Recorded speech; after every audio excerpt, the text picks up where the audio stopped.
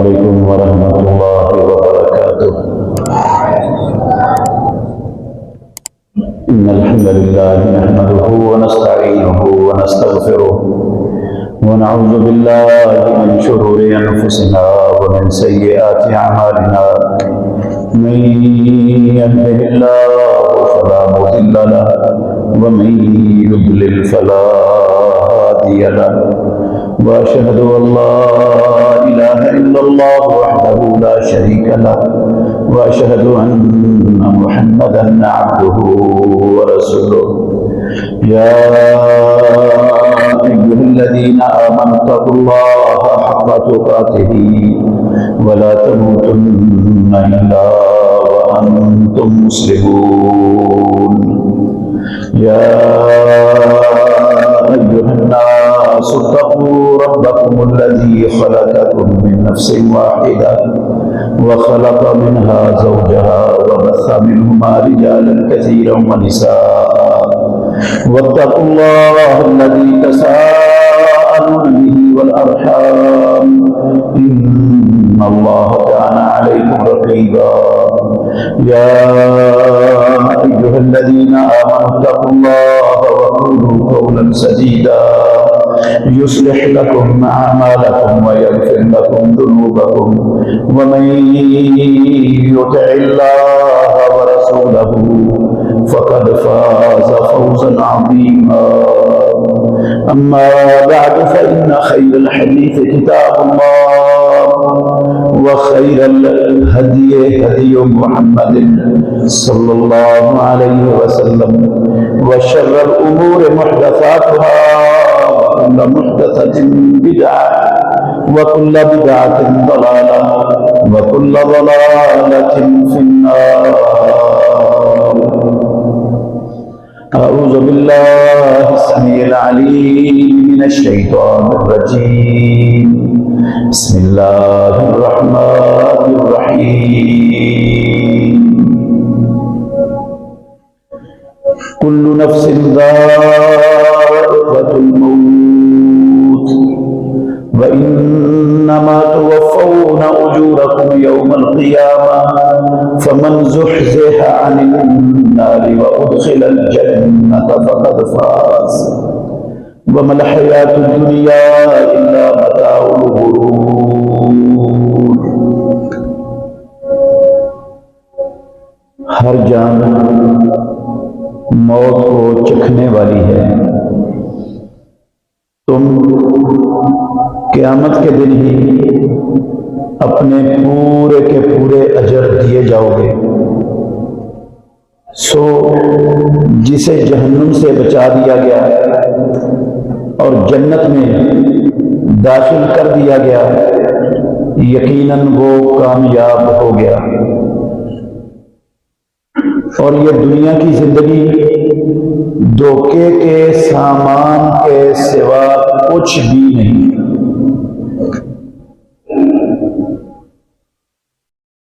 ہر قسم کی حمد و ثنا اللہ وحدہ لا شریک کی ذات اقدس کے لیے. بے شمار درود و سلام خاتم النبی محمد الرسول اللہ صلی اللہ علیہ وسلم کی ذات گرامی کے لیے. عزیز بھائیوں، قابل احترام بزرگوں،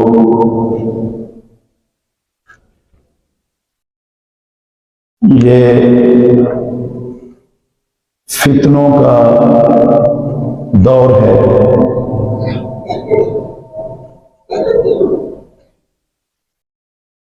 اس وقت مسلمانوں کو ہر طرف سے فتنوں نے گھیرا ہوا ہے.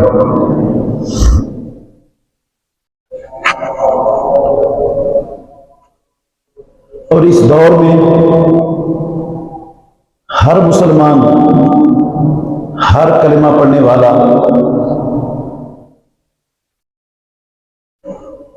اس کی زندگی کا مقصد صرف ایک رہ گیا ہے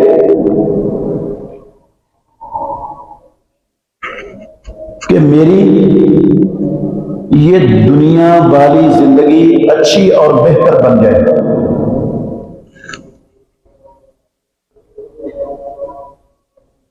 جو بندہ بھی دنیا کے جس شعبے سے تعلق رکھتا ہے،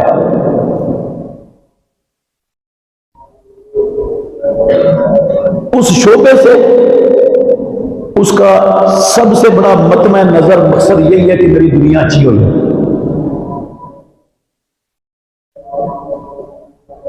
ہماری اس دنیا کی پوری عمر اور اللہ کی دی ہوئی ساری صلاحیتیں وہ صرف اس ایک مقصد کے لیے خرچ ہو رہی ہیں، صرف ہو رہی ہیں۔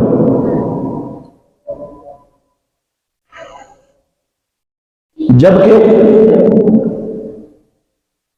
اس حقیقت سے کسی کو انکار ہے ہی نہیں کہ یہ دنیا کی زندگی، یہ دنیا پروردگار کے ہاں اس کی کوئی قدر و قیمت ہے ہی نہیں سرے سے۔ رسول مکرم صلی اللہ علیہ وسلم کا فرمان ہے، ترمذی شریف کی حدیث ہے، لو تزن الدنیا عند اللہ جناح بعوضۃ لما سقى کافرا منها شربۃ ماء۔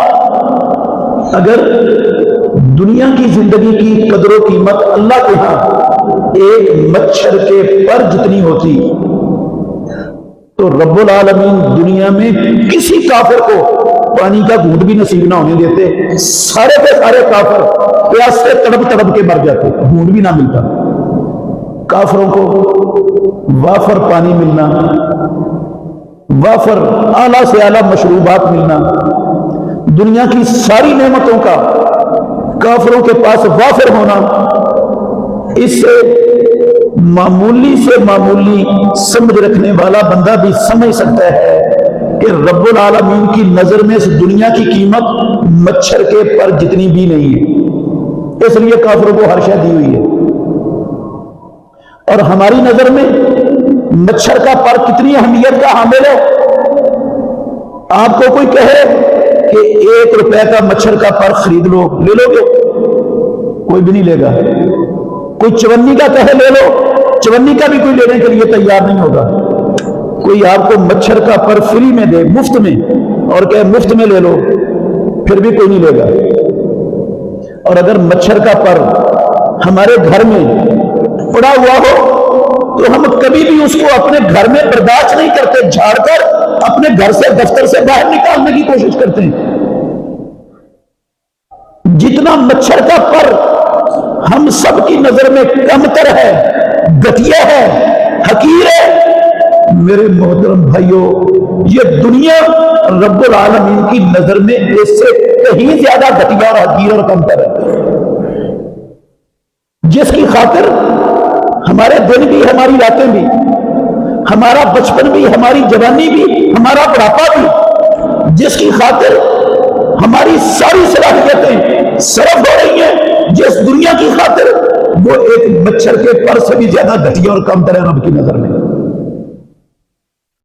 اور اس حقیقت سے بھی کسی کو انکار نہیں۔ یہ حقیقت کا بھی ہمیں پتہ ہے کہ دنیا میں ہر انسان کو، ہر شخص کو جو ملنا ہے نا، جو نفع، جو فائدہ، جو اچھائی، جو خیر اور بلائی ملنی ہے نا، وہ اللہ نے پہلے سے طے کر دی ہوئی ہے۔ صحیح مسلم شریف کی حدیث ہے، آپ صلی اللہ علیہ وسلم نے فرمایا، اللہ نے زمینوں اور آسمانوں کو پیدا کرنے سے 50,000 سال پہلے قلم کو پیدا کیا۔ قلم کو پیدا، یہ اللہ نے سب سے پہلی مخلوق ہی قلم بنائی ہے۔ ایک حدیث میں اول ما خلق اللہ قلم، سب سے پہلی اللہ نے جو مخلوق بنائی وہ قلم بنائی۔ اور یہ زمینیں بھی نہیں تھی، آسمان بھی نہیں تھے، اللہ کی کوئی مخلوق کائنات میں تھی نہیں، صرف اللہ کا، کوئی مخلوق نہیں تھی۔ اللہ نے سب سے پہلی مخلوق قلم بنائی۔ قلم کو بنا کے اللہ نے کہا اکتب، قلم لکھ دے۔ قلم نے کہا یا اللہ کیا لکھوں؟ کہا جو کچھ قیامت تک ہونے والا ہے نا، ہر شے لکھ دے۔ پروردگار کا علم تھا، اللہ نے اپنا سارے کا سارا علم وہ اس قلم کے ساتھ لکھوا دیا۔ یہ جو آج کا خطبہ ہو رہا ہے نا، آپ میں سے کسی کو نہیں پتا تھا، کل سے پہلے مجھے بھی نہیں پتا تھا، اللہ کی قسم میں نے یہ خطبہ ادھر دینا ہے، مجھے بھی نہیں پتا تھا کل، لیکن پروردگار کو میرے اس خطبے کا یہاں پر زمینوں آسمانوں کے بنانے سے 50,000 سال پہلے کا پتا تھا، اس وقت کا اس نے لکھا ہوا تھا۔ اور جتنے لوگ آپ میرے سامنے بیٹھے ہیں، پروردگار کو پتا تھا ان ناموں نے، ان بندوں نے یہ خطبہ آ کے سننا ہے، ہمارے نام بھی اس وقت کے رب نے لکھے ہوئے۔ اور جو میں لفظ بول رہا ہوں نا، مجھے نہیں پتا اگلا لفظ میں نے کیا بولنا ہے، لیکن پروردگار کو میرے آخری لفظ تک کا پتا ہے، اس نے بولنا کیا یہاں کھڑے ہو کر، وہ سارا کچھ اس نے لکھا ہوا ہے۔ وہ علام الغیوب ہے، علیم بذات الصدور ہے، وہ اتنا بڑا عالم ہے، کائنات کی کوئی چیز اس سے مخفی اس وقت کی، میرے بھائیوں اس وقت کا ہمارے رب نے دنیا میں جو نفع میں نے اور آپ میں سے ہر شخص نے اٹھانا ہے نا، اس وقت کا رب نے وہ لکھا ہوا ہے، جو لکھ دیا ہے نا وہ مجھے اور آپ کو مل کے رہنا ہے۔ اس کا ایک لقمہ ہم اس دنیا میں چھوڑ کر جا نہیں سکتے، جو رب نے طے کر دیا میرے اور آپ کے لیے۔ لن تموت نفس حتی تستکمل رزقہا، امام الانبیاء نے کہا کسی جان کو موت نہیں آئے گی جب تک وہ اپنا لکھا ہوا سارے کا سارا رزق وہ حاصل نہیں کر لیتی، کھا نہیں لیتی، مرے گا نہیں۔ اور جو فائدہ، جو اچھائی، جو خیر، جو خوشحالی، جو بہتری اس دنیا کی زندگی کی اللہ نے میرے اور آپ کے مقدر میں نہیں نہ لکھی۔ میں اور آپ جو مرضی کر لیں، جہاں مرضی چلے جائیں، ساری دنیا کی خاک چھان کے بیٹھ جائے، ہمیں وہ ملنے والی اس حقیقت کا بھی ہر بندے کو پتہ ہے۔ یہ دو حقیقتیں ذہن میں رکھنی ہیں آپ نے، کسی کو ان دو حقیقتوں سے اختلاف نہیں۔ دنیا مچھر کے پر سے بھی زیادہ گھٹیا، اور جو کچھ اللہ نے ہر انسان کے مقدر میں لکھ دیا وہی ملنا اس سے کبھی بیشی نہیں ہونی۔ ان دو حقیقتوں کے باوجود صورتحال کیا پوری مسلمان امت کی، 2 ارب مسلمانوں کی صورتحال یہ ہے کہ ہر بندے کو ایک ہی فکر ہے، صبح بھی، دوپہر بھی، شام بھی، دن بھی، رات بھی، ایک ہی فکر ہے کہ میں اپنی دنیا کو اچھا اور بہتر کیسے بناؤں۔ جبکہ میرے بھائیوں، یہ دنیا کی زندگی جس کی ہم سب کو اتنی فکر ہے، جس کے لیے سارے کا سارا سسٹم ہم نے چلا رکھا ہے، یہ دنیا کی زندگی کتنی کو لمبی ہو جائے گی؟ 100 سال کی ہو جائے گی، 125 سال کی ہو جائے گی۔ آج کل اس دور میں کوئی 125 سال سے اوپر جاتا نہیں سنا ہوگا آپ نے۔ اور جو ہم سب کی حقیقی زندگی ہے، یہ تو حقیقی زندگی نہیں، یہ تو فانی ہے، عارضی ہے۔ ہماری حقیقی زندگی یہ ہے ہی نہیں۔ ہماری حقیقی زندگی وہ ہے جو اس دنیا والی زندگی کے ختم ہونے کے بعد شروع ہوگی، وہ حقیقی زندگی ہے۔ اور وہ 100 سال بعد یا 1000 سال بعد یا لاکھ سال بعد، بلکہ خرب سال بعد بھی وہ ختم نہیں ہوئی۔ وہ زندگی ہمیشہ ہمیشہ کی زندگی ہے، وہاں موت نے ختم ہو جانا ہے۔ اس حقیقی زندگی کو بہتر بنانا، اس کو اچھا بنانا، اس کے لیے پوری دنیا میں مسلمان 5 درجن مسلمان حکومتیں، 2 ارب کے لگ بھگ کلمہ پڑھنے والے اپنی حقیقی زندگی کو اچھا اور بہتر بنانے کے لیے ایک ٹہری پیسے کا کام نہیں کر رہے۔ مسلمان امت کی بات کر رہا ہوں، کافروں کی نہیں۔ آپ حیران ہوں گے، اتنی بڑی اور اتنی بھاری بات کہہ رہے ہو منبر پر کھڑے ہو کر۔ بالکل میں جو کہہ رہا ہوں ثابت کر کے جاؤں گا، کچی بات بغیر دلیل کے بات میں کرنے کا قائل نہیں ہوں۔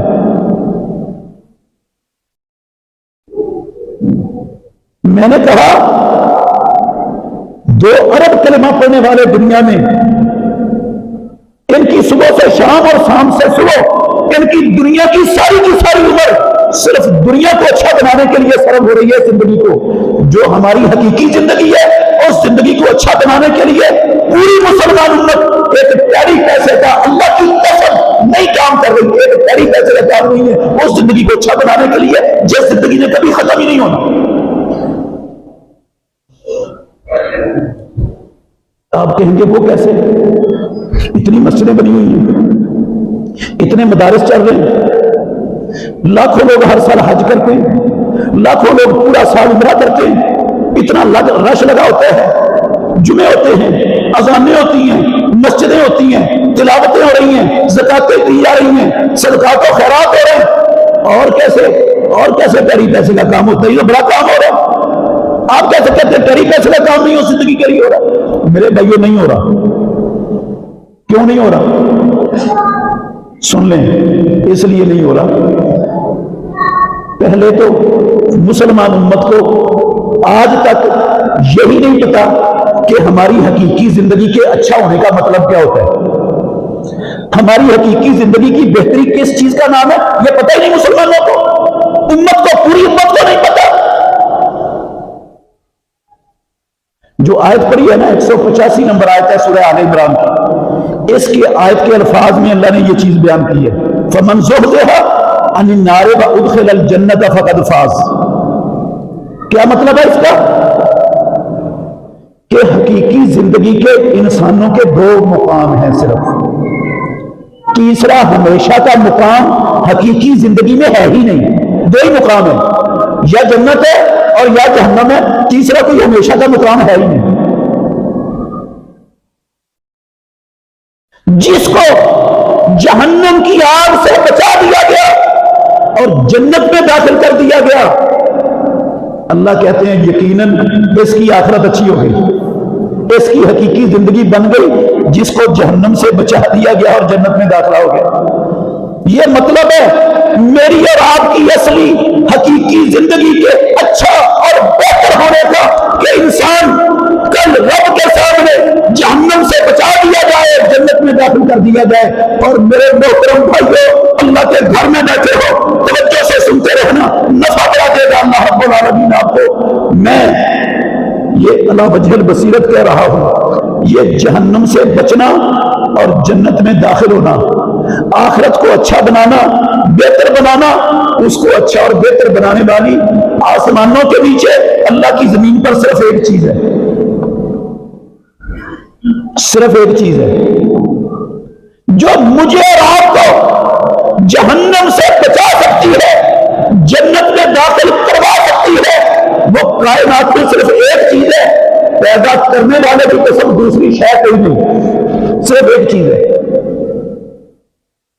हमारी दुनिया की जिंदगी को अच्छा बनाने वाली बेशुमार चीजें, बहुत सारी चीजें, जिम्मेदारी से अच्छा बन जाती है, हाँ, प्रॉपर्टी डीलरिंग से अच्छी बन जाती है, फैक्ट्रियों कारखानों से दुनिया वाली जिंदगी अच्छी बन जाती है, मुलाजमतों से अच्छी बन जाती है, वजारतों सदारतों से अच्छी बन जाती है, बड़ी नौकरियां हैं, बड़े काम है, बड़े हुनर है दुनिया में, बड़ी बड़ी महारतें हैं, जिन महारतों से बंदा अपनी इस दुनिया की जिंदगी को अच्छा और बेहतर बना सकता है। लेकिन हकीकी जिंदगी को अच्छा और बेहतर बनाने वाली सिर्फ एक चीज है, दूसरी कोई नहीं।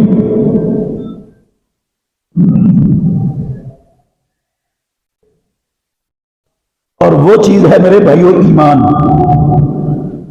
उस चीज का नाम क्या है? ईमान। एक चीज जो दुनिया में बसने वाले अरबों इंसानों की हकीकी जिंदगी को अच्छा बेहतर बनाने वाली है, वो ईमान है। मैंने नहीं कहा, ये सही मुस्लिम शरीफ की हदीस के एक लफ्ज, एक जुमला सुना रहा हूं आपको। प्यारे पैगंबर ने कहा, ला तदखुलूनल जन्नत हत्ता तुमिनू, और कायनात में बसने वालों, तुम जब तक ईमान वाले नहीं बन जाते जन्नत में दाखिल हो ही नहीं सकते। ईमान के बगैर जन्नत में दाखिले का सवाल पैदा ही नहीं होता।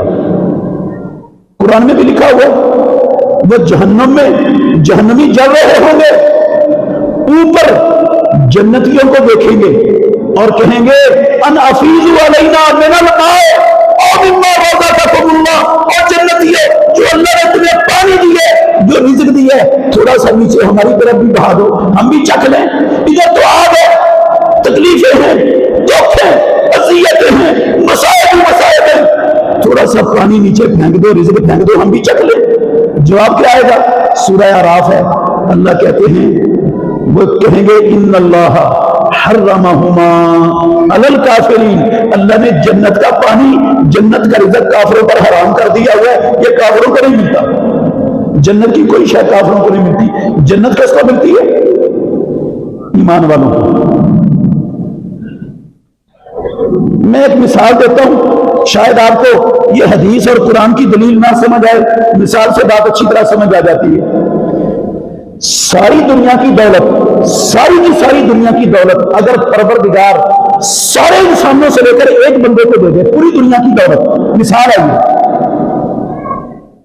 اور یہ بندہ اس پوری کی پوری دنیا کی دولت کو لے کر مسجدیں بنا دے، مدرسے بنا دے، یتیم خانے بنا دے، فری ہسپتال بنا دے، ساری دنیا کی دولت کو انسانوں کی فلاح و بہبود کے اچھے سے اچھے اور نیک سے نیک کاموں میں خرچ کر دے، ایک روپیہ بھی کسی گندے کام میں خرچ نہ کرے، نہ اپنے لیے رکھے، نہ اپنے بیوی بچوں کے لیے رکھے، ساری کی ساری پوری دنیا کی دولت نیکی اور اچھائی کے کاموں میں خرچ کر دی اس نے۔ دیانتداری سے بتانا، اللہ کے گھر میں بیٹھے ہو، اگر اس کے پاس ایمان نہ ہوا تو اس کی ہمیشہ والی حقیقی زندگی اچھی اور بہتر ہو جائے گی۔ خرچ کیا اس نے؟ 1 کروڑ، 1 ارب، 1 کھرب، کیا خرچ کیا؟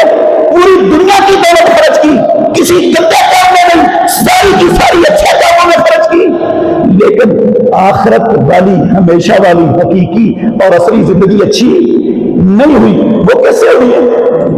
صرف ایمان سے، یا ایمان کے علاوہ آپ بھی ماشاءاللہ پڑھے لکھے لوگ ہیں، مجھے کوئی اور چیز بتا دو دنیا میں ایمان نہ ہو، ایمان کے بغیر فلانی چیز میری اور آپ کی، انسانوں کی زندگی کو اچھا بنا سکتی ہے، حقیقی زندگی کو کوئی ہے دنیا میں؟ میرے بھائیوں، اللہ کی قسم بڑے دکھ سے کہہ رہا ہوں، توجہ کرنا، بڑی سمجھنے والی بات ہے۔ انسانوں کی زندگی کا سب سے بڑا، سب سے اہم اور سب سے قیمتی، سب سے ضروری مسئلہ ہے جو سمجھانا چاہتا ہوں۔ اس وقت پوری دنیا میں بسنے والے 2 ارب مسلمان، آپ حیران ہوں گے، میں اللہ کے گھر میں کھڑا ہو کے کہہ رہا ہوں، 99.99% لوگ ایمان کی الگ بے بھی نہیں جانتے۔ ان بیچاروں کو پتہ ہی نہیں کہ ایمان کس چیز کا نام ہے، ایمان ہوتا ہے، ایمان کہتے کسے ہیں۔ آپ شاید کہیں گے ابھی بھی آپ مبالغہ کر رہے ہو، 99.99% کلمہ پڑھنے والے ان کو نہیں پتا ایمان کیا ہے۔ ہاں میرے بھائیوں، نہیں پتا ایمان کیا ہے، ابھی سمجھاؤں گا انشاءاللہ۔ 3 عقیدے ہیں مسلمان امت میں، 3 عقیدے ہیں مسلمان امت میں جو ایمان کے بارے میں پائے جاتے ہیں کہ ایمان کیا ہے، اور تینوں کے تینوں غلط ہیں۔ جن کو مسلمان ایمان بنائے بیٹھے ہیں وہ ایمان ہے ہی نہیں۔ تو آپ دیانتداری سے بتائیں، جس کو ایمان تک کا نہیں پتا ایمان کیا ہے، وہ ایمان والا بن سکتا ہے؟ کیسے بنے گا ایمان والا جس کو ایمان کا پتہ ہی نہیں کہ ایمان کیا ہے کس کو؟ تو جو ایمان والا نہیں بنے گا اس کی حقیقی زندگی اچھی ہو جائے گی؟ کوئی اور چیز ہے ایمان کے سوا جو اچھی کر دے حقیقی زندگی انسان کی؟ تو جس کو ایمان کا نہیں پتا میں کیسے مانوں؟ مجھے وجہ بتاؤ، کیسے مانوں کہ وہ بندہ تیری پیسے کا کام اپنی آخرت کو اچھا کرنے کے لیے کر رہا ہے؟ کیسے مانوں میں؟ اس کو تو ایمان کا نہیں پتا۔ 3 عقیدے ہیں مسلمانوں کے، تینوں ہی غلط۔ خلاصہ رکھ رہا ہوں آپ کے سامنے، اللہ اکبر۔ ایک عقیدہ ہے بندہ دل سے تصدیق کر دے کہ اسلام اللہ کا سچا اور برحق دین ہے، جو کچھ محمد الرسول اللہ صلی اللہ علیہ وسلم لے کر آئے دنیا میں وہ اللہ کا سچا دین ہے، حق اور برحق ہے. بس یہ دل سے تصدیق کر دے، زبان سے کلمہ پڑھے یا نہ پڑھے، جب دل میں تصدیق ہو گئی تو بندہ ایمان والا بن گیا. دل سے تصدیق کا نام ایمان ہے. میں نے اپنے گھر سے نہیں کہی یہ بات، حوالہ بھی دے دیتا ہوں، پڑھ لیں آپ جا کر. صحیح بخاری شریف کی شرح ہے عمدۃ القاری، علامہ بدر الدین عینی رحمہ اللہ کی یہ شرح ہے. انہوں نے اپنی اس شرح میں شروع میں لکھا ہے مسلمانوں کے ایک بہت بڑے طبقے کا نام لکھا ہے، اور نام لکھ کر کہا مسلمانوں کے اس طبقے کا یہ عقیدہ ہے کہ ایمان کسے کہتے ہیں؟ دل سے تصدیق کرنے کو. وَإِن لَمْ يُقِرَّ بِلِسَانِهِ ہی کے لفظ ہے، زبان سے اقرار نہ بھی کرے تو کوئی فرق نہیں پڑتا، بس دل سے تصدیق کر لے تو ایمان آ گیا. میرے بھائیو یہ عقیدہ غلط ہے. میں 10 آیتیں سنا سکتا ہوں اس کے غلط ہونے پر، صرف ایک آیت آپ یاد کر لیں، وقت ہی اتنا ہے، تھوڑا ہے. اللہ نے کہا قرآن میں 146 نمبر آیت ہے سورہ بقرہ کی، الذین آتیناہم الکتاب یعرفونہ کما یعرفون ابناءہم، جن لوگوں کو ہم نے کتاب دی، اہل کتاب یہود و نصارہ، وہ اسلام کو اور محمد الرسول اللہ صلی اللہ علیہ وسلم کو ایسے پہچانتے ہیں جیسے اپنے بیٹوں کو پہچانتے ہیں. دنیا میں کسی شخص کو اپنے بیٹے کے بیٹا ہونے میں شک ہوتا ہے؟ شک ہو جائے تو دنیا کا سسٹم چل سکتا ہے؟ جس طرح بیٹے کے بیٹا ہونے پر یقین ہے نا، کائنات کا رب گواہی دے رہا ہے. میں کسی پروفیسر کی بات نہیں نقل کر رہا، کسی امام یا پیر کی بات نہیں نقل کر رہا، کسی اینکر کی بات نہیں سنا رہا. آسمانوں والا رب گواہی دے رہا ہے قرآن میں کہ اہل کتاب کو یقین ہے کہ اسلام اللہ کا سچا دین اور محمد صلی اللہ علیہ وسلم اللہ کے سچے اور آخری نبی. تو کیا خیال ہے پھر یہودی اور عیسائی ان کو ایمان والا مان لینا چاہیے؟ ان کے دل میں یقین ہے کہ نہیں اسلام کے سچا ہونے پر؟ محمد الرسول اللہ صلی اللہ علیہ وسلم کے اللہ کا آخری نبی اور رسول ہونے پر یقین ہے کہ نہیں؟ ان کے یقین کی گواہی رب نے دی ہے، قرآن میں لکھی ہوئی ہے. اگر وہ یقین کے باوجود ایمان والے نہیں بنے، آپ ان کو مومن ماننے کے لیے تیار نہیں ہیں، تو پھر یہ سمجھ لو یہ عقیدہ ہی غلط ہے کہ اکیلے دل کی تصدیق سے بندہ ایمان والا بن جاتا ہے. دوسرا عقیدہ، یہ تقریباً ہماری پوری عوام کا، ماشاءاللہ اکثریت عوام کا یہی عقیدہ ہے. زبان سے لا الہ الا اللہ محمد الرسول اللہ کی گواہی دے دو، لا الہ الا اللہ کا اقرار کر دو. جس نے لا الہ الا اللہ محمد الرسول اللہ پڑھ لیا، پکا گھڑا مچھا سکے بند ایمان والا بن گیا. ایمان لا الہ پڑھنے کا نام ہے. یہ عقیدہ بھی غلط ہے میرے بھائی. حافظ بن حجر رحمۃ اللہ علیہ نے فتح الباری میں، علامہ بدر الدین عینی نے عمدۃ القاری میں یہ دونوں یہ عقیدے لکھے ہیں، اور ان کے مسلمان گروہوں کے نام بھی لکھے ہیں کہ ان کا یہ عقیدہ ہے. میں مسلمانوں کی بات کر رہا ہوں، کافروں کی نہیں. یہ عقیدہ بھی غلط ہے. اس کے غلط ہونے کی بھی بہت سی دلیلیں ہیں، صرف ایک دلیل یاد کر لیں. آیت میں سناتا ہوں آپ کو، 84 نمبر آیت ہے سورہ توبہ کی. آیت سننے سے پہلے تھوڑی سی بات سن لیں گے تو آیت سمجھ آ جائے گی. عبداللہ بن ابی منافقوں کا سردار تھا، مدینہ طیبہ میں کلمہ پڑھتا تھا، اور سینکڑوں ساتھی تھے جو اس کے کلمہ پڑھتے تھے مدینہ طیبہ میں. مر گیا یہ عبداللہ بن ابی. محمد الرسول اللہ صلی اللہ علیہ وسلم نے اپنا پہنا ہوا مبارک قمیص اتارا اور اسے کفن کے طور پر کفن کے نیچے جسم سے لگی ہوئی چادر بنا دیا. اسے رسول اللہ صلی اللہ علیہ وسلم نے اپنا مبارک لعاب عبداللہ بن ابی کے منہ میں ڈالا. خاتم النبیین نے اس کا جنازہ بھی پڑھا دیا. اس کو اپنے ہاتھوں سے قبر میں بھی اتار دیا. قبر پر کھڑے ہیں رسول اللہ صلی اللہ علیہ وسلم. اللہ نے یہ آیت اتاری، 84 نمبر آیت ہے سورہ توبہ کی. کہا وَلَا تُصَلِّ عَلَىٰ أَحَدٍ مِّنْهُمْ مَاتَ أَبَدًا. اے میرے محمد خاتم النبیین، آج تو آپ نے اس کا جنازہ پڑھ لیا. عبداللہ بن ابی، آئندہ ان منافقوں میں سے کوئی مرے تو خبردار کسی کا جنازہ نہیں پڑھانا. ولا تقم علی قبرہ، کسی کی قبر پر بھی کھڑے نہیں ہونا جاتا. کیوں؟ انہم، الفاظ پر غور کریں، انہم کفروا باللہ ورسولہ وماتوا وہم فاسقون. انہوں نے اللہ اور اللہ کے رسول کے ساتھ کفر کیا اور جب یہ مرتے ہیں تو نافرمان ہوتے ہیں. قرآن میں رب نے عبداللہ بن ابی اور اس کے ساتھیوں کو کافر کہا، کافر، حالانکہ وہ کیا کرتے تھے؟ کلمہ پڑھتے تھے، کلمہ پڑھتے تھے. اللہ نے کہا کافر ہے. اگر اکیلا کلمہ پڑھنے سے، اکیلا کلمہ پڑھنے کا نام ایمان ہوتا تو اللہ ان کو قرآن میں کافر کہتا؟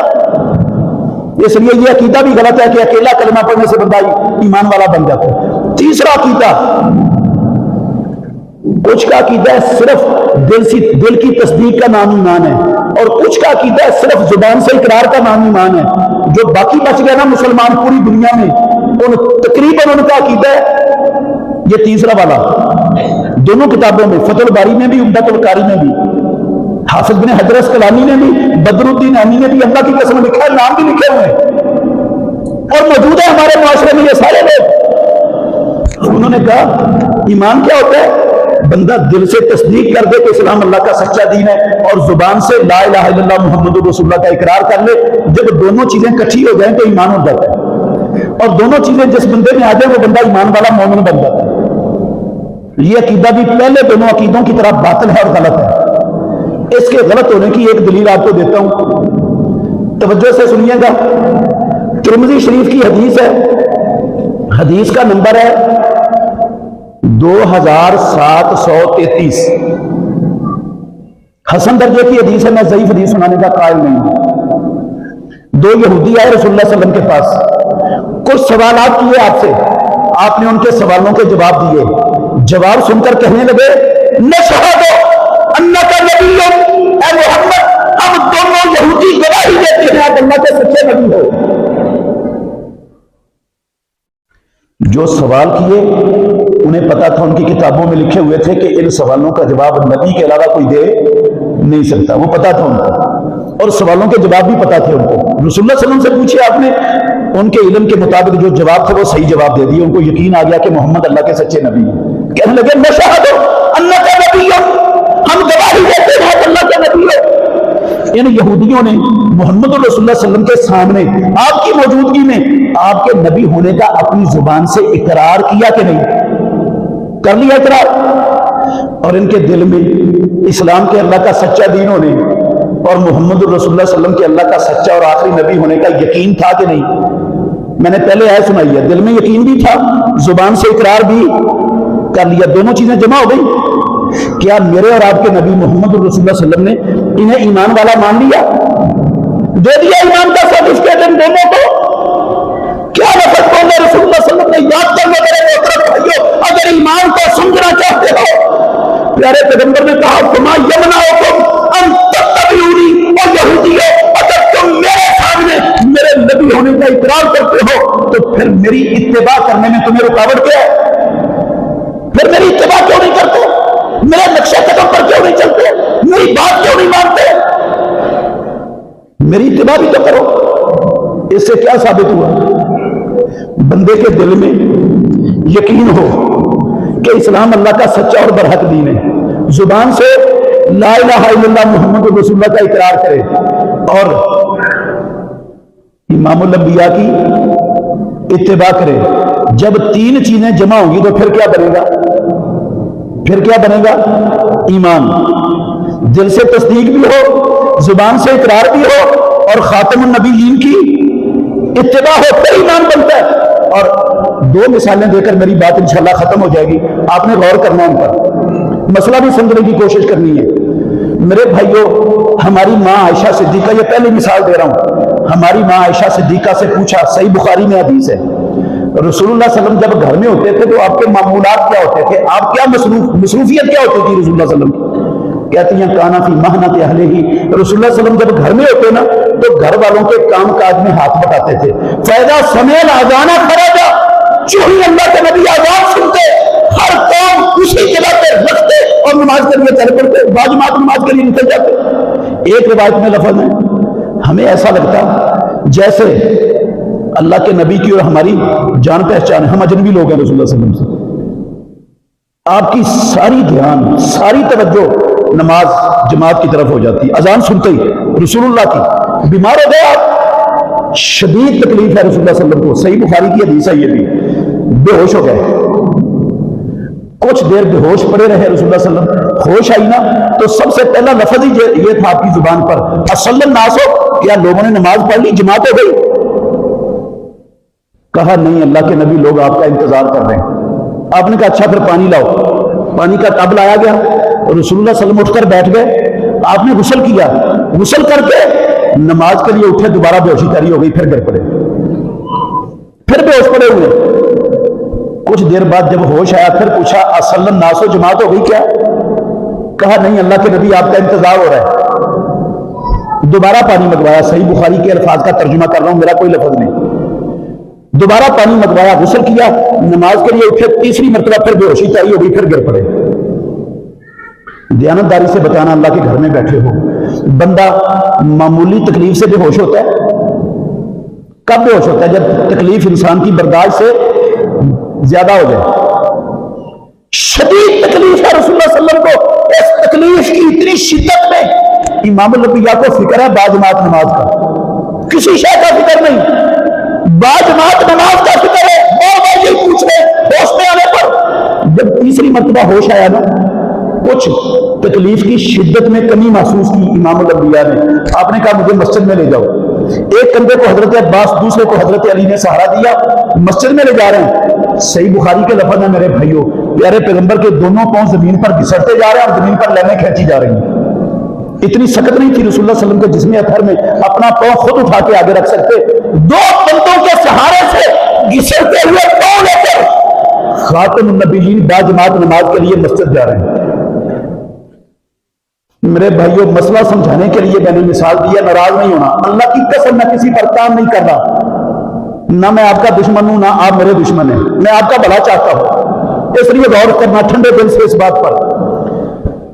اللہ اکبر۔ آج گجرانوالہ ضلع میں، آپ گجرانوالہ کے رہنے والے ہیں، پورے پاکستان میں میں دعوے سے کہتا ہوں کوئی ایسی آبادی اور کوئی ایسا محلہ آپ کو نہیں ملے گا جس آبادی اور محلے میں رہنے والوں کو اذان کی آواز سنائی نہ دیتی ہو۔ یہ ہے کوئی ایسا محلہ اور ایسی آبادی؟ کوئی محلہ کوئی آبادی نہیں ملے گی جہاں کے رہنے والوں کو اذان کی آواز نہ، اذانیں ہوتی ہیں سنتے ہیں۔ دیانتداری سے بتانا، آپ گجرانوالہ کے رہنے والے ہو، گجرانوالہ میں کتنی مارکیٹوں میں دکانوں کے شٹر ڈاؤن ہو جاتے ہیں، کتنے سرکاری اور غیر سرکاری دفاتر جہاں چلتے ہوئے قدم رک جاتے ہیں اور سب لوگ نماز کی تیاری میں لگ جاتے ہیں، کتنے ہمارے محلوں میں ہمارے بچوں کی اکیڈمیاں، tuition centre, primary school, high school, middle school, colleges, یونیورسٹیاں، کتنے تعلیمی ادارے ہیں جہاں اذان سنتی ہے، اساتذہ بھی، طلبہ بھی، بچے مسلمانوں کے، استاد بھی مسلمان، بچے بھی مسلمان، عملہ بھی مسلمان، کتنے لوگ ہیں جو سب کو چھوڑ کر نماز کی تیاری میں لگ جاتے، نماز کے لیے چل پڑتے۔ ہاں اللہ کے گھر میں کھڑا ہو کر کہہ رہا ہوں، بے شمار مسلمان ایسے ہیں اذان سن کر ٹس سے مس بھی نہیں ہوتے، ان کے کان پر جوں تک بھی نہیں ریلتی۔ اکثریت ایسی ہے ہمارے معاشرے میں، ٹس سے مس نہیں ہوتے ہیں، تو اہل حدیث، اہل سنت، مسلمان، محبان مصطفیٰ، عاشق رسول، غلام مصطفیٰ، پتہ نہیں کیا کیا کچھ، لیکن اذان سن کر کان پر جوں تک نہیں ریلتی۔ پورے کا پورا معاشرہ ہمارا بے نمازوں سے اٹا پڑا، بڑا پڑا، بے نمازوں سے بڑا پڑا، بڑا پڑا۔ یہ جتنے بے نماز ہیں، میں ان سارے بے نمازوں کے متعلق حسن ظن رکھتا ہوں۔ اللہ نے ہمیں حسن ظن رکھنے کا حکم دیا، بدگمانی نہیں کرنی چاہیے۔ یہ سب کے سب ماشاءاللہ پورے بے نماز، سب کے دل میں یقین ہے اسلام اللہ کا سچا اور برحق دین ہے، اور یہ سارے کے سارے ماشاءاللہ زبان سے کلمہ بھی پڑھتے ہیں۔ دیانتداری سے بتاؤ، اللہ کے گھر میں بیٹھے ہیں، کیا یہ محمد الرسول اللہ کی اتباع کرتے ہیں؟ ہاں کرتے ہیں اللہ کے نبی کی اتباع؟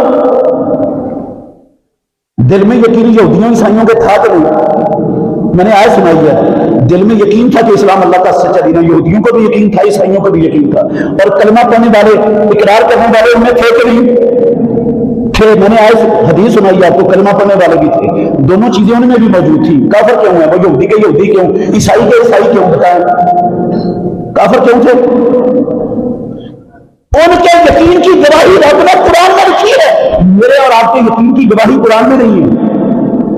انہوں نے محمد الرسول اللہ کے سامنے کلمے کا اقرار کیا، میں نے اور آپ نے اللہ کے نبی کے سامنے اقرار نہیں کیا، وہ پھر بھی کافر کیوں؟ کافر یہودی کیوں کافر؟ بتائیں۔ اس لیے کافر کے محمد الرسول اللہ کی اتباع نہیں کی، تو اتباع تو ہم نے بھی نہیں کی، دل میں یقین ان کے بھی ہے، ہمارے بھی ہے، زبان سے اقرار کرنے والے ان میں بھی ہیں، ہم میں بھی ہیں۔ اتباع وہ بھی نہیں کرتے، اتباع ہم بھی نہیں کرتے۔ وہ اتباع نہ کریں دونوں چیزوں کے باوجود تو کیا کافر؟ میں اتباع نہ کروں مومن، یہ کون سی دیانتداری اور کون سا انصاف ہے؟ یہ مجھے یہودیوں اور عیسائیوں کا قصور بتاؤ، ان کے کافر، ان کا قصور کیا، کیوں کافر ہے وہ کافر اور ہم مومن کیوں؟ میں دیانتداری سے کہتا ہوں، صاف صاف کہنا چاہتا ہوں، اگر ہمارے معاشرے کے ان بے نمازوں کو پتا ہوتا نا ایمان کس چیز کا نام ہے، اللہ کی قسم ہماری مسجدیں بھری ہوتی، نمازوں کے ٹائم ہماری مسجدیں چھوٹی پڑ جاتی، ان کو بڑا کرنا پڑتا، ہماری مسجدیں بنی ہوئی کم پڑ جاتی، کعبے کے رب کی قسم ہے، اور مسجدیں بنانا پڑ جاتی۔ اگر لوگوں کو پتا چل جائے کہ ایمان ہوتا کیا، ان کو تو پتا ہی نہیں ایمان کیا۔ انہوں نے ایمان کس کو سمجھا ہوا ہے؟ مسلمانوں کے ملک میں پیدا ہو گئے، مسلمانوں والا نام رکھ لیا، اہل حدیث اہل سنت لقب ٹکا لیا، اور کیا ہوتا ہے ایمان؟ کبھی کبھی جمعہ پڑھ لیا، نماز پڑھ لی، عید پڑھ لی، اور ایمان کیا ہوتا ہے؟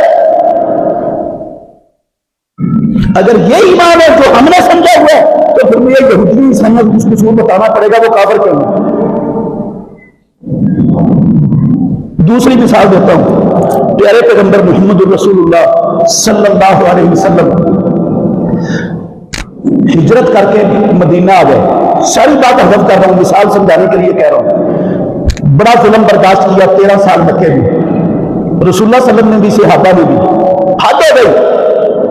جب ظلم ہجرت کے بعد بھی نہیں رکا، اللہ نے اپنے نبی محمد رسول اللہ صلی اللہ علیہ وسلم کو حکم دے دیا، اُذِنَ لِلَّذِينَ يُقَاتَلُونَ بِأَنَّهُمْ ظُلِمُوا۔ پہلے تمہیں ہاتھ روکنے کا حکم تھا، اب ہاتھ چلانے کی اجازت دی، چلو اپنا ہاتھ چلاؤ، اٹھاؤ اپنا، چلاؤ ان ظالموں کے خلاف، جہاد کرو۔ فرض کر دیا اللہ نے جہاد۔ امام الانبیاء میرے فطرہ والا کے رہنے والے مسلمانوں بھائیوں، غور کرنا، پیارے پیغمبر کی ساری مدنی زندگی 10 سال کے 10 سال مدینے کے، اللہ کی قسم اٹھا کے کہتا ہوں ساری زندگی جہاد و قتال کے میدانوں میں گزر گئی۔ کبھی بدر میں، کبھی احد میں، کبھی خندق میں، کبھی خیبر میں، کبھی حنین میں، کبھی مکے میں، کبھی تبوک میں، کبھی ساری 10 سال زندگی خاتم النبیین رحمت للعالمین کی جہاد اور قتال کے میدانوں میں گزری، مدینے میں آ کر اللہ کا حکم آ گیا تھا۔ آپ کے سر پہ خوف ٹوٹ گیا، رسول اللہ صلی اللہ علیہ وسلم کے سر پہ، پیارے پیغمبر کا سر پھٹ گیا، دونوں رخساروں پر خوف کی کڑیاں چبھی، دونوں رخسار رسول اللہ صلی اللہ علیہ وسلم کے لہو لہان ہو گئے۔ آپ کا یہ نیچے والا ربائی دانت، یہ 2 سامنے والے چوڑے دانت ہوتے ہیں، اس کے ساتھ والا دانت ٹوٹ گیا، نیچے والا ہونٹ بھی پھٹ گیا۔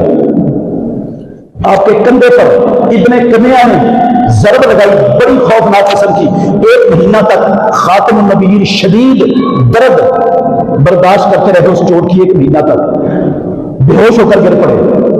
70 صحابہ رسول اللہ صلی اللہ علیہ وسلم کے سامنے کٹ گئے۔ رحمت للعالمین نے اپنی پوری مدنی زندگی خطرات انگیز کرتے ہوئے، رب کا حکم مانتے ہوئے، انسانوں کو ظلم سے نجات دلانے کے لیے، اللہ کی زمین پر اللہ کے دین کو غالب کرنے کے لیے ساری زندگی خطرات میں گزار دی۔ میرے بھائیوں، 450 سے زیادہ آئے، قسم ہے اللہ کی، اللہ کے گھر میں کھڑا ہو کے کہہ رہا ہوں، میں قرآن کے صفحات پر انگلی رکھ کر آپ کو 450 سے زیادہ گنوا سکتا ہوں، صلاحیت رکھتا ہوں گنوانے کی۔ 450 سے زیادہ آیتیں رب نے قرآن میں جہاد و قتال کے لیے نازل کی ہیں۔ علماء کہتے ہیں 7.5 یا 7.5 پارے کے برابر جمع کرے تو قرآن بن جاتا ہے، 7.5 پاروں کے برابر۔ میرا سوال ہے آپ سے، ماشاءاللہ 2 ارب کلمہ پڑھنے والے ہیں دنیا میں، 5 درجن کے قریب مسلمان حکومتیں ہیں، ہندو، عیسائی، یہودی، کمیونسٹ، بدھ مت نہیں، 5 درجن کے قریب مسلمان حکومتیں ہیں۔ مجھے دیانتداری سے بتائیں، یہ سب کی سب حکومتیں، یہ 2 ارب کلمہ پڑھنے والے، میرا ان کے بارے میں حسن ظن ہے، ان کے دل میں یقین ہے کہ اسلام اللہ کا سچا اور برحق دین ہے، اور سارے ماشاءاللہ کلمہ بھی پڑھتے ہیں۔ کیا امام الانبیاء کی مدنی زندگی کی اتباع کرتے؟ یہودی بتائے پھر کافر کیوں تھے؟ یہودی کیوں کافر تھے؟ یقین تو ان کے پاس بھی تھا، اقرار وہ بھی کرتے تھے، کافر کیوں تھے؟ اتباع نہیں کی نبی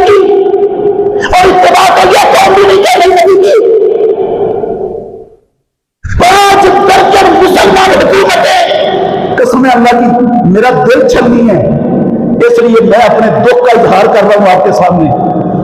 5 درجن مسلمان حکومتیں، 85 لاکھ مسلمانوں کی ریگولر آرمی دنیا میں، کتنی؟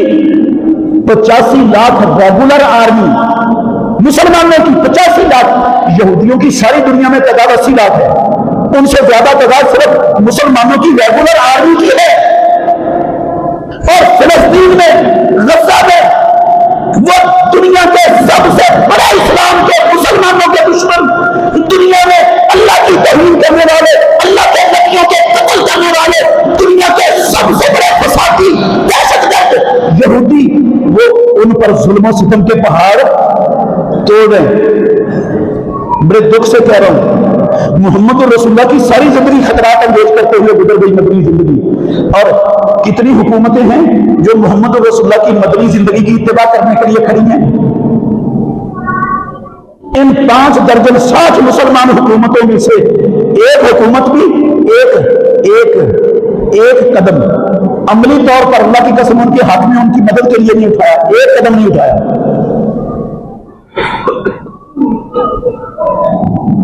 ایک قدم نہیں اٹھایا ان کی حقیقی مدد کے لیے، جبکہ اسرائیل پر جو فلسطینیوں نے حملہ کیا وہ اپنے 75 سالہ ظلم سے تنگ آ چکے تھے، اپنے دفاع کے لیے، اپنی اولادوں کو، نسلوں کو ظلم سے بچانے کے لیے وہ کھڑے ہوئے تھے ان کے سامنے۔ امریکہ نے کہا انہوں نے جارحیت کی ہے۔ امریکہ کا دہشت گرد صدر، اس دور کا فرعون، وہ خود چل کر تل ابیب پہنچا، اس کا وزیر خارجہ تل ابیب پہنچا، اور برطانیہ کے وزیر خارجہ تل ابیب پہنچا۔ پورے یورپ نے اللہ کی قسم اعلانیہ، اسرائیل کی اعلانیہ حمایت کا اعلان کیا۔ برطانیہ نے بھی، امریکہ نے بھی، پورے یورپ نے بھی، ساری دنیا کفر اعلانیہ۔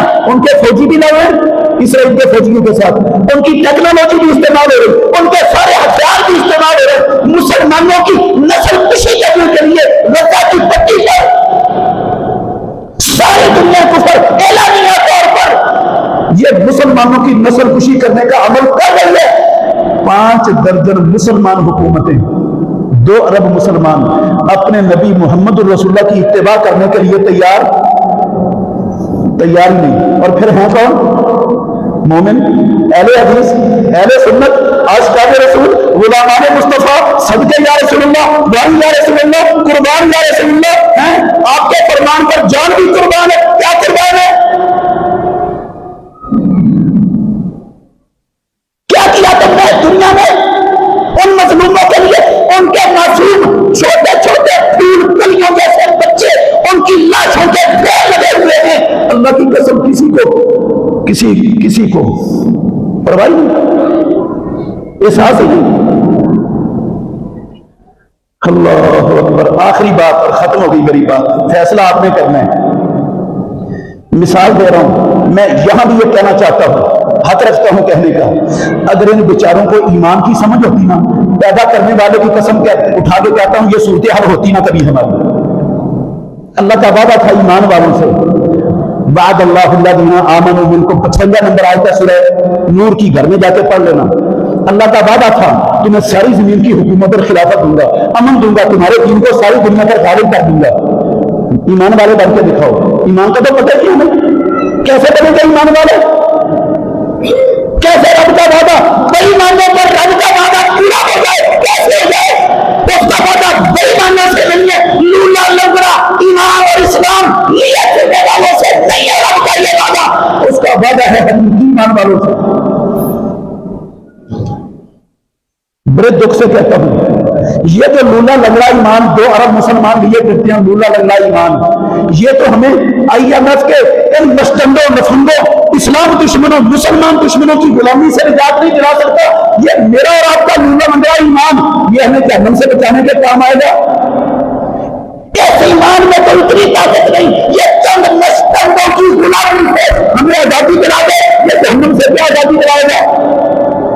یہ میرا اور آپ کا مولا نگرا ایمان 2 ارب مسلمانوں کا، یہ ہمیں اپنی چھوٹی چھوٹی خطیوں میں اپنا اختیار چلانے کی اجازت نہیں دیتا، وہ ہمیں جنت کا باعث کیسے بنا دے گا؟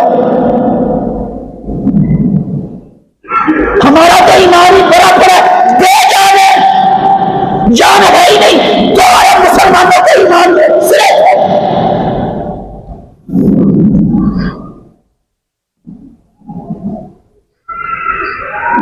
میرے بھائیوں، محمد رسول اللہ صلی اللہ علیہ وسلم کھڑے ہیں، بس ختم ہو گئی بات، آخری مثال دے رہا ہوں۔ اللہ کے نبی حجۃ الوداع کا موقع ہے، میدان منا میں کھڑے ہیں، 10 الحجہ کا دن ہے، اللہ نے قرآن کی چند آیتیں اتاری، یہ آیتیں سورہ بقرہ کی 275 سے لے کر 280 تک ہیں، گھر میں جا کے پڑھ لینا۔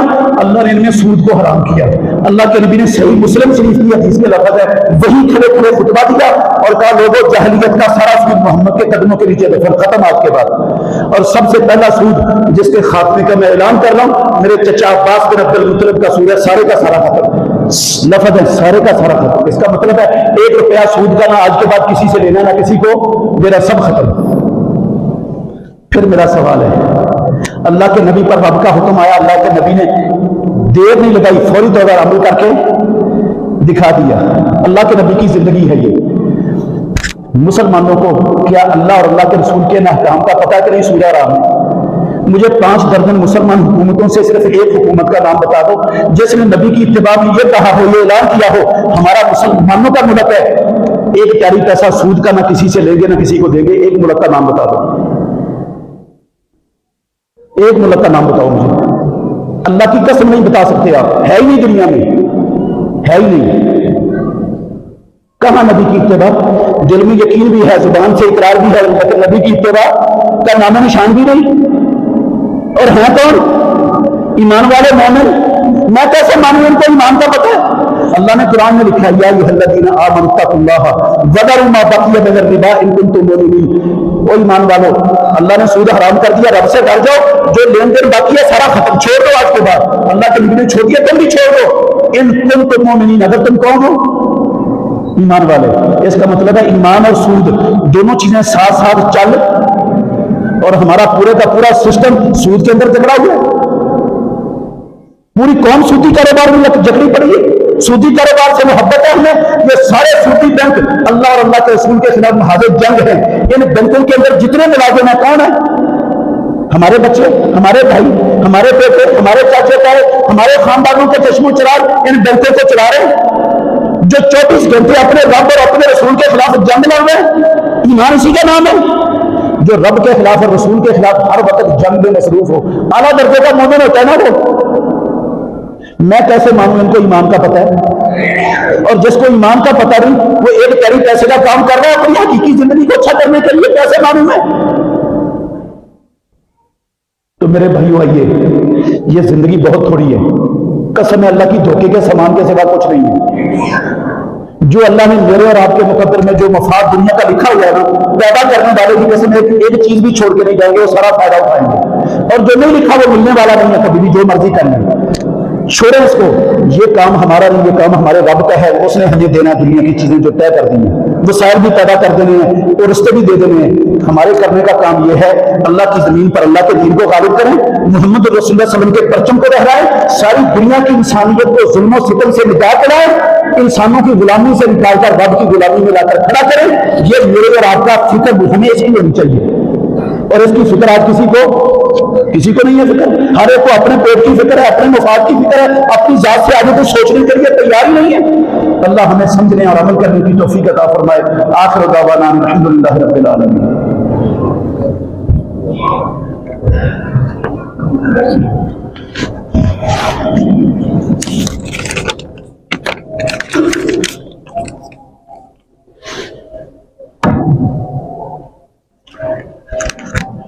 إن الحمد لله نحمده ونستعينه ونستغفره ونعوذ بالله من شرور أنفسنا ومن سيئات أعمالنا من يهده الله فلا مضل له ومن يضلل فلا هادي له وأشهد أن لا إله إلا الله وحده لا شريك له وأشهد أن محمدا عبده ورسوله۔ جیسا کہ آپ کو پتہ ہے کہ اسرائیل فلسطین پر ظلم کر رہا ہے، جو کہ دن بدن بڑھتا جا رہا ہے، تو جہاں بیٹھے ہمارا کیا حق ہے بنتا ہے؟ جی میرے بھائیوں، حق تو سب سے پہلا ہمارا یہ تھا کہ ہم نبی کی اتباع کرتے ہوئے جہاد کے میدانوں میں اپنا مال اور جان لے کر کھڑے ہو جاتے ہیں، لیکن چونکہ ہمارے بس میں اختیار میں جہاد کے میدان میں کھڑا ہونا نہیں ہے، یہ حکومتوں کا کام ہے، حکومتوں کی طرف سے عوام کو اجازت نہیں ہے، رستے نہیں ہیں، مشکلات ہیں بے شمار، انہوں نے نہیں رستہ کھولا، نہیں دیا۔ اب جتنا میرے اور آپ کے بس میں ہے نا، اختیار میں ہے، وہ ہم کر سکتے ہیں اور بہت بڑا کام کر سکتے ہیں۔ سب سے پہلا کام یہ ہو سکتا ہے، یہودیوں کی ثقافت، کلچر، تہذیب، تمدن بہت زیادہ پھیلا ہوا ہے ہمارے معاشرے میں، ہر چیز کو اپنے وجود سے اتار کر، اپنے کاروباروں سے، اپنے گھروں سے، تعلیمی اداروں سے نکال کر گٹر کے اندر بہا دیں۔ ہمارے پاس محمد رسول اللہ کا چھڑا ہوا کلچر، تہذیب اور ثقافت موجود ہے، آپ کا ہیئر سٹائل ہے، آپ کا سیاسی نظام ہے، آپ کا معاشی نظام ہے، آپ کا تعلیمی نظام ہے، آپ کے رہن سہن کے سارے طریقے موجود ہیں۔ ہمیں دین کے ہوتے ہوئے یہودیوں کی چیزوں کو اپنانے کی ضرورت نہیں ہے۔ ہمارے نبی نے یہودیوں کا مقابلہ کرنے کے لیے امت کو یہ سبق دیا تھا، سب سے پہلے کیا سبق دیا تھا؟ وہ اپنے بالوں کو رنگ لگاتے، تم اپنے بالوں کو رنگ لگاؤ۔ وہ جوتے موزے پہن کر نماز نہیں پڑھتے، تم جوتے اور موزے پہن کر نماز پڑھا کرو۔ وہ یہ کام نہیں کرتے، تم ان کی کیا کرو؟ مخالفت کیا کرو۔ ہر کام میں یہودیوں کی مخالفت کرنے کی تربیت رسول اللہ صلی اللہ علیہ وسلم کرتے تھے، لیکن ہمارا ہیئر سٹائل بھی، ہمارا لباس بھی، ہمارے گھروں کا ماحول بھی، ہمارے تعلیمی اداروں کا نصاب بھی، ہمارا سیاسی نظام بھی، ہمارا معاشی نظام بھی پورے کا پورا اللہ کی قسم یہودی کلچر کے اندر ڈوبا پڑا ہے۔ چھوڑے ہم، ہر بندہ چھوڑ سکتا ہے، اس کے لیے حکومتوں کی مدد کی ضرورت نہیں ہے، لیکن ہم نہیں چھوڑنے کے لیے تیار۔ ادھر سے سنتے ہیں، ادھر سے نکال دیتے ہیں، ایسا سن کر جو پلے پڑتی ہے نا بات، آپ کی بات نہیں کر رہا، ساری امت کا رونا رو رہا ہوں، جو پلے پڑ جاتی ہے نا خطبے میں، جمعے میں، مسجد کے دروازے سے نکلتے ہوئے ہر شہر جان کر چلے جاتے ہیں وہیں پر، کہتے ہیں مولوی صاحب گلا تو جلیاں نے، ٹھیک ہے گلا تو ہڑیاں، لیکن مسیت جو بھی نہیں ہے، مسیت تو باہر نہیں چلتی ہے، انہوں اتنے مسیتیں رکھو، سنیا تو ہڑیاں اتنی چھڑ کے چلے ہیں، سام کے رکھو انہیں گلا میں، یہ مسیت جو بھی ہے، قسم اللہ کی یہ کیفیت ہے ہمارے معاشرے کی۔ دوسرا کام یہ پڑا ہے کاغذ میرے پاس، یہ یہودیوں کی ساری پروڈکٹس ہمارے ملک میں ہر بندہ ان کو پسند کرتا ہے اور ہر بندے کے گھر میں یہ پروڈکٹس چلتی ہیں۔ ہم اپنے بچوں کو، اپنی خواتین کو کیا ان پروڈکٹ کی نفرت ان کے دلوں میں پیدا کر سکتے کہ نہیں پیدا کر سکتے؟ اس کے لیے بھی حکومت کی مدد کی ضرورت ہے۔ ہم ان کے بائیکاٹ کریں، ان کی ہر شے کا بائیکاٹ کریں، لعنت دیتے ہیں ان کو،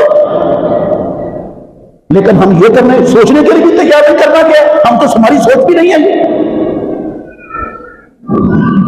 اور تیسرا کام ہے، اللہ اکبر، اللہ نے زبان دی ہے، اس زبان کو ہم لوگوں کو جہاد پر، فلسطینیوں کی مدد میں کھڑا کرنے کے لیے کتنا استعمال کرتے ہیں۔ یہ زبان چلانے کے لیے بھی کسی حکومت کی مدد کی ضرورت ہے۔ جہاں تک میرا اور آپ کا بس چلتا ہے، ہر بندہ یہ کام کرے، کھڑا کرے، ذہن ساری کرے، لوگوں کی تربیت کرے ان کی۔ جب ہم اپنے حصے کا کام کریں گے، اگلا کام وہ رب خود کر دے گا، رستے دینا اس کا کام ہے۔ ہم اپنے حصے کا کام کر کے تو کہے، ہم تو اپنے حصے کا کام کرنے کے لیے تیار نہیں، اور رب سے کہتے ہیں کون کہہ کر ہر شے بات کرتے ہیں یہودیوں کی، ایسا نہیں کرتا رہا، یہ سنت نہیں ہے اس کی۔ بولا یشاء اللہ لن تصر منہم ولکن لیبلو بعضکم ببعض، اللہ چاہے تو اس کو کون کہنے کی بھی ضرورت نہیں ہے، بس یہودیوں کو اور سارے ان کے مددگاروں کو صفحہ ہستی سے مٹا سکتا ہے ایک سیکنڈ سے پہلے، لیکن رب دیکھنا چاہتا ہے جن کو میں نے دنیا میں پیدا کیا، جن کے پاس امانت رکھی ہے اپنے نبی کے دین کی، اسلام کی، وہ کیا کرتے ہیں، ان کی ذمہ داری نبھائی ہے میں نے، وہ کیا کرتے آتے ہیں۔ یہ سوال لکھا ہوا ہے محمد اخلاق مجاہد کا، یوسی مسول، بیمار ہیں ان کے لیے دعا کریں، یا اللہ ہمارے اس بھائی کو شفائے کاملہ اجر عطا فرما، یا اللہ جتنے بھی مسلمان چھوٹے بڑے مرد عورتیں بیمار ہیں، یا اللہ تو شفائے دینے والا ہے، یا اللہ تو سب کو شفائے کاملہ اجر عطا فرما، یا اللہ ہم سارے روحانی اور جسمانی بیماریوں میں مبتلا ہیں، یا اللہ تو ہماری روحانی اور جسمانی ساری بیماریوں کو دور فرما دے۔ یہ سوال ہے آج مغرب کے بعد جامع مسجد بلال مختار کالونی میں نصر جاوید بھائی حافظہ اللہ کا درس ہوگا، حاضرین کے لیے کھانے کا انتظام بھی ہوگا۔ اب انس کے چھوٹے بھائی کا حادثہ ایکسیڈنٹ ہوا ہے، خطرناک ہے، دعا صحت کر دی یا اللہ سب کو، اس بھائی کو بھی اور جتنے بیمار ہیں یا اللہ سب کو تو اپنے فضل و کرم سے صحت کاملہ عطا فرما یا اللہ، تیرے خزانوں میں تیرے سوا کوئی شفا دینے والا نہیں ہے ہمارا یا اللہ، تو ہمارے سارے مریضوں کو شفا کامل و عاجل عطا فرما۔